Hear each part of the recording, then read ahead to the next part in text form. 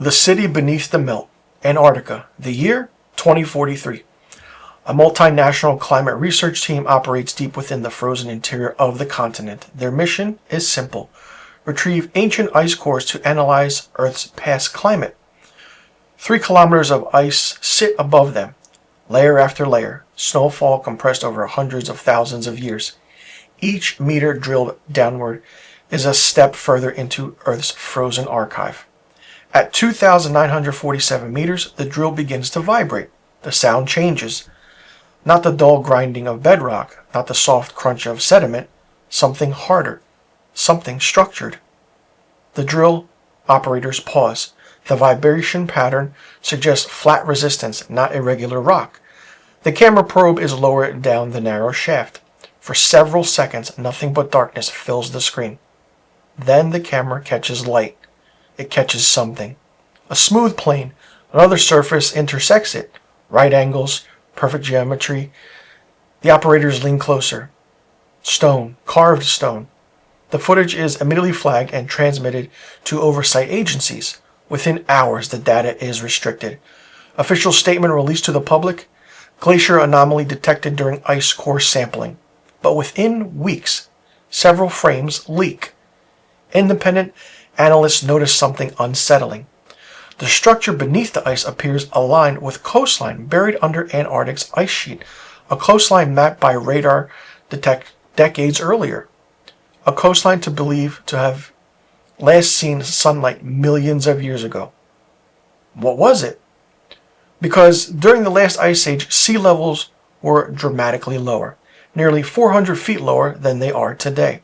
Entire continental shelves, regions now drained beneath oceans, were once dry land. Vast plains, river valleys, habitats. If coastlines once existed where oceans now stretch, then the map of ancient Earth looked very, very different. And if people lived along those lost shores, what traces of their world remain hidden? In this episode of the Conspiracy Atlas, I'm going to be talking about lost civilizations and Atlantis, beneath the ice and the sea.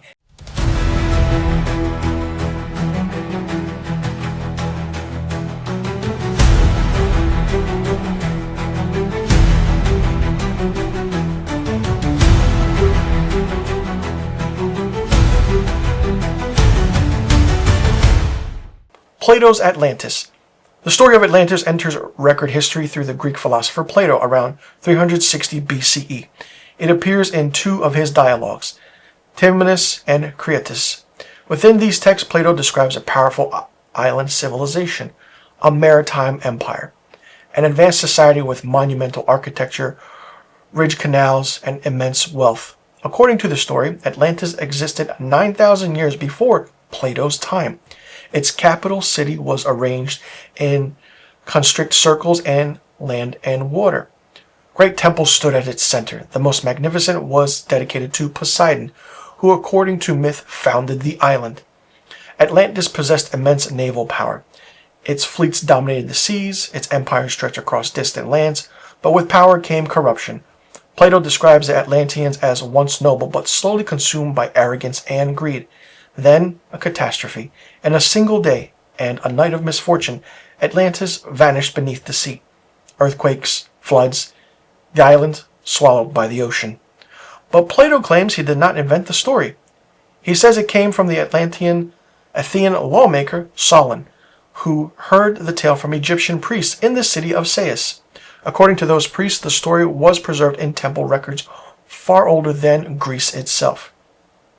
Many historians believe Plato used Atlantis as an allegory, a philosophical warning about hubris and the dangers of imperial power.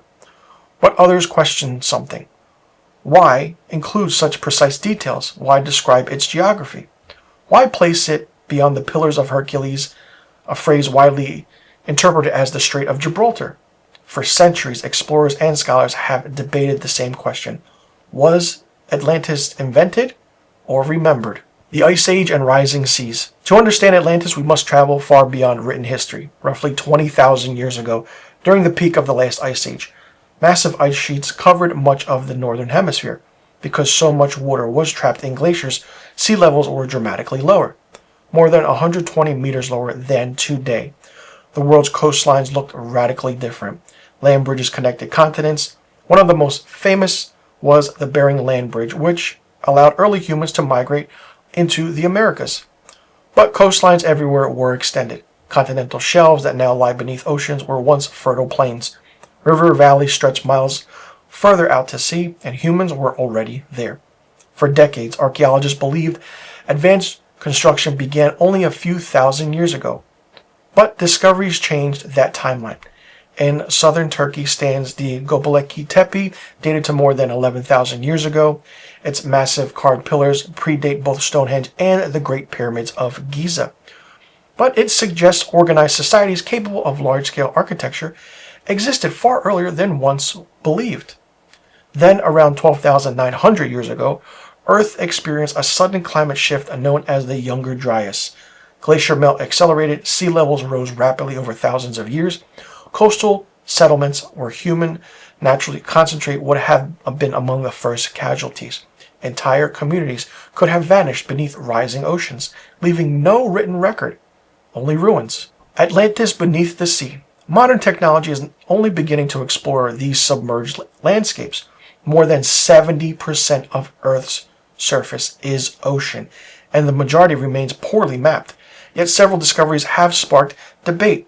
Off the coast of Japan lies the Yanaguni Monument. Discovered in 1986 by a diver, it resembles a massive underwater stepped pyramid. Some researchers argue it is a natural sandstone shaped by erosion.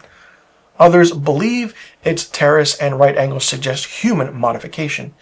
In India's Gulf of Kamblat, sonar scans once revealed what appeared to be grid-like structures beneath the seabed. Artifacts recovered nearby suggest possible human habitation thousands of years ago. In the Mediterranean Sea, archaeologists continue to uncover submerged ancient ports and cities, reminders that coastlines have shifted dramatically. But oceans do more than hide ruins, they preserve them. Without oxygen and erosion from weather, underwater environments can sometimes protect structures for millennia. Which raises this question. If coastal civilizations thrived during the Ice Age, how many are now buried beneath the sea? Atlantis may not have been an empire. It may have been one of those many coastline cultures lost to rising waters. The Antarctica hypothesis. Then there is the most controversial theory of all, Antarctica. Radar technology has allowed scientists to peer beneath its ice sheet. They have discovered vast landscapes below, mountain ranges, subglacial lakes, ancient river systems. But geology tells us Antarctica has been frozen for millions of years, long before human civilization existed. Yet some fringe theories propose an alternative timeline, that Antarctica once could have been an ice-free far more recently, that an unknown civilization may have existed there before being buried under ice. There is no credible archaeological evidence supporting this claim, but the idea persists, partly because Antarctica remains one of the most least explored places on Earth. Its isolation fuels imagination. It is governed by the Antarctica Treaty System, limiting military activity and controlling research access. Secrecy often breeds speculation, but the scientific consensus remains clear.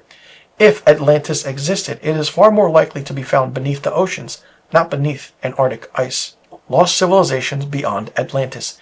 Atlantis is only one possible chapter in a much larger story. History shows that advanced societies rise and fall.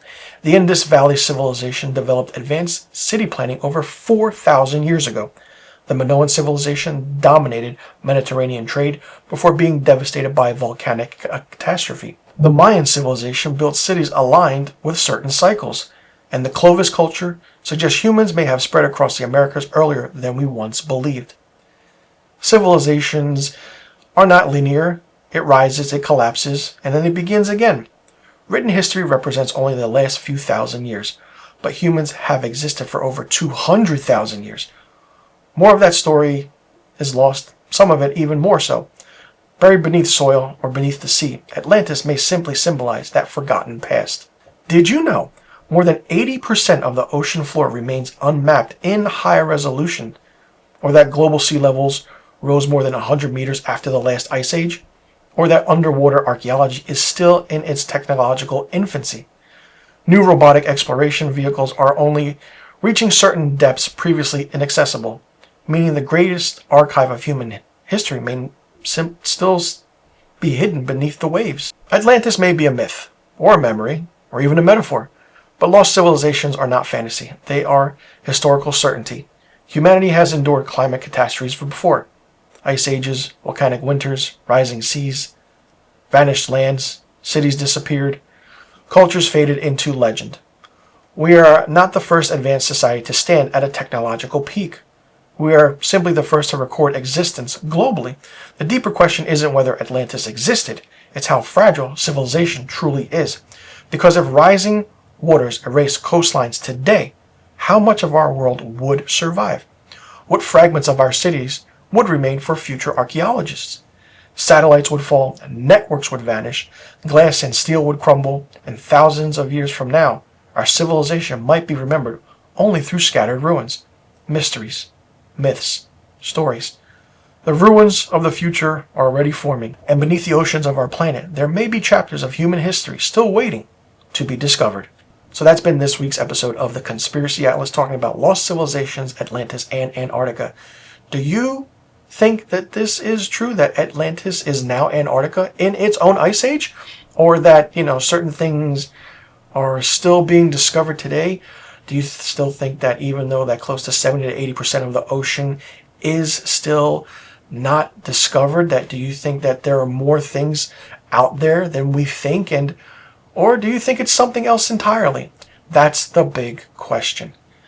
Be sure you like, comment, share, and subscribe. Tell your family and friends about the Conspiracy Atlas, what I am talking about, the truth, and how to get things out there in this world. And I never shy away from a controversial topic of what it is, what it's doing, and sometimes just a topic of discussion, even at the water cooler, can get your mind going. And, if you listen to this podcast, let me know in the comments and what you want to hear next. Thanks so much for tuning in. You have been listening to this week's episode of the Conspiracy Atlas. I will see you all in next week's episode.